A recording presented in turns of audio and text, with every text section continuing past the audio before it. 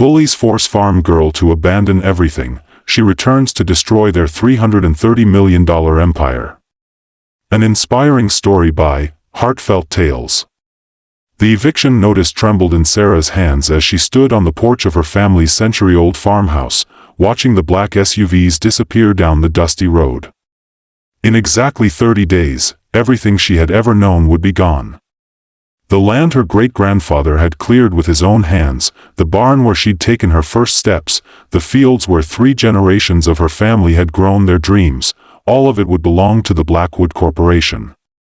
But what the men in those expensive suits didn't know was that they had just made the biggest mistake of their lives. They thought they were driving away a broken, defeated farm girl. Instead, they had unleashed a force that would bring their entire empire crashing down. Sarah McKenna had always been different from the other girls in Riverside County. While her classmates spent their summers at shopping malls and beach parties, Sarah was knee-deep in soil, learning every aspect of agriculture from her beloved grandfather.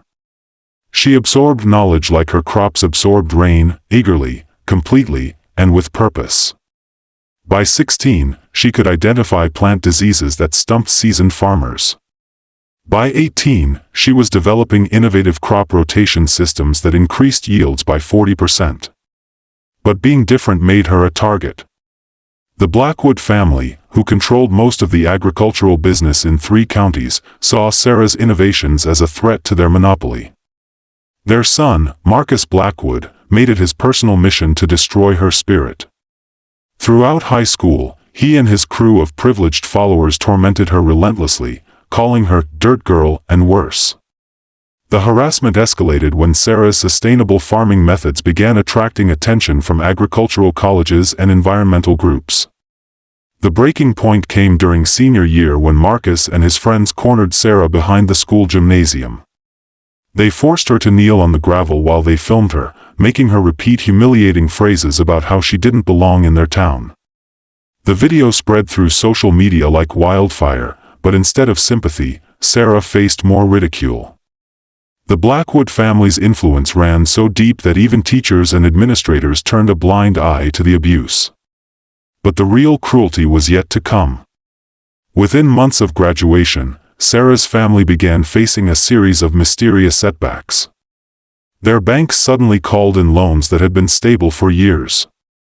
Insurance companies refused to renew policies. Suppliers stopped delivering seeds and fertilizer. Equipment broke down constantly, and replacement parts were mysteriously unavailable. Their crops were sabotaged in the night, irrigation systems damaged, pesticides contaminated, fences cut to let livestock roam into traffic. The McKenna family fought desperately to save their farm, but they were battling an invisible enemy with unlimited resources. Sarah's father suffered a heart attack from the stress. Her mother took 3 jobs to try to make ends meet. Still, the pressure mounted until they had no choice but to default on their mortgage. That's when Blackwood Corporation swooped in with an offer to buy the land for a fraction of its value. It was a setup that had taken 2 years to execute, but it was finally complete. The quiet farm girl who had dared to challenge their methods was about to lose everything. Standing on that porch with the eviction notice, Sarah made a decision that would change everything. She wouldn't just leave quietly like they expected. She would take them down so completely that their empire would become a cautionary tale told in business schools for generations. Sarah's first stop was the county courthouse, where she spent weeks poring over public records. What she discovered made her blood run cold. The Blackwood Corporation hadn't just targeted her family. They had been systematically destroying small farms across 3 states for over a decade. The pattern was always the same: identify successful small operations, orchestrate financial pressure through corrupted local officials and business partners, then swoop in to buy the land at rock-bottom prices. But Sarah dug deeper. Using skills she'd learned in her computer science courses, she hacked into databases and uncovered a web of corruption that reached into state government. Environmental protection laws were being ignored. Safety regulations were being waived. Federal agricultural subsidies were being fraudulently diverted. The Blackwood family had built their $330 million empire on a foundation of lies, theft, and human misery. The problem was proving it. Sarah was just one person with no money, no connections, and no credibility against a family that owned judges, politicians, and police chiefs. She needed allies, but everyone in her hometown was either too scared or too bought off to help. So Sarah left. Just as Marcus Blackwood had demanded, she packed her few belongings and drove away from Riverside County. But she didn't go far, and she didn't go quietly. Sarah enrolled at State University under a scholarship program for displaced agricultural students. But instead of studying traditional farming, she focused on agricultural law, investigative journalism, and digital forensics. She spent her days in classes and her nights building her case against the Blackwoods. Every weekend, she drove to different counties where the family had operations, interviewing displaced farmers, photographing environmental damage, and documenting the human cost of corporate greed. The breakthrough came during her junior year when Sarah connected with Dr. Elena Rodriguez, a professor of environmental law who had been investigating agricultural corruption for the federal government. Dr. Rodriguez had suspected the Blackwood family for years but had never found anyone with inside knowledge of their operations. Sarah became her secret weapon. Together, they built an airtight case that linked the Blackwoods to dozens of federal crimes. Environmental violations that had poisoned groundwater in 7 counties. Fraudulent subsidy claims worth over $50 million. Bribery of federal inspectors. Money laundering through shell companies. Conspiracy to violate antitrust laws. The list went on for pages. But Sarah wanted more than just legal justice. She wanted the whole world to see what the Blackwood family really was. Working with a team of investigative journalism students, she created a multimedia exposé called The Real Cost of Cheap Food. The project combined Sarah's documentation with drone footage of environmental damage, interviews with displaced families, and financial analysis that traced the Blackwood money trail. The exposé was released simultaneously across multiple platforms, major news websites, social media, and a dedicated website that Sarah had built to house all the evidence. The impact was immediate and devastating.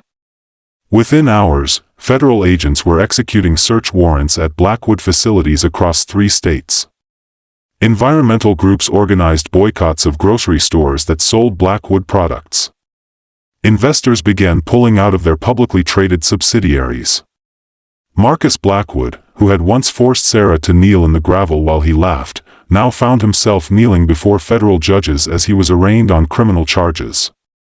The boy who had tormented her for being different was now facing 25 years in federal prison for the crimes his family had committed in the name of conformity and control. But the legal proceedings were just the beginning. Sarah's exposé had awakened something much more powerful: public outrage.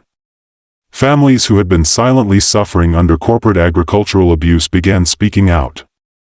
Environmental groups that had been fighting isolated battles realized they were part of a much larger war. Politicians who had been taking Blackwood money scrambled to distance themselves from the scandal. The federal investigation expanded into a multi-state task force. Grand juries were convened. Congressional hearings were scheduled. The EPA announced the largest environmental cleanup effort in the region's history. Most importantly, new laws were passed to protect small farmers from the predatory practices that had destroyed Sarah's family and hundreds of others. The Blackwood Corporation collapsed within 18 months. Their assets were seized to pay for environmental cleanup and victim compensation. The family members who weren't in prison were bankrupted by legal fees and civil judgments. The $330 million empire that had taken decades to build was completely destroyed. Sarah used her portion of the victim compensation fund to buy back her family's farm at auction. But she didn't stop there. She established the McKenna Foundation, a nonprofit organization that provided legal and financial support to small farmers facing corporate persecution. She also started an agricultural college that taught sustainable farming methods and business ethics, everything the Blackwood model had rejected. The girl who had been driven from her home in shame returned as a hero. The same community that had once shunned her now celebrated her as their savior. Streets were renamed in her honor.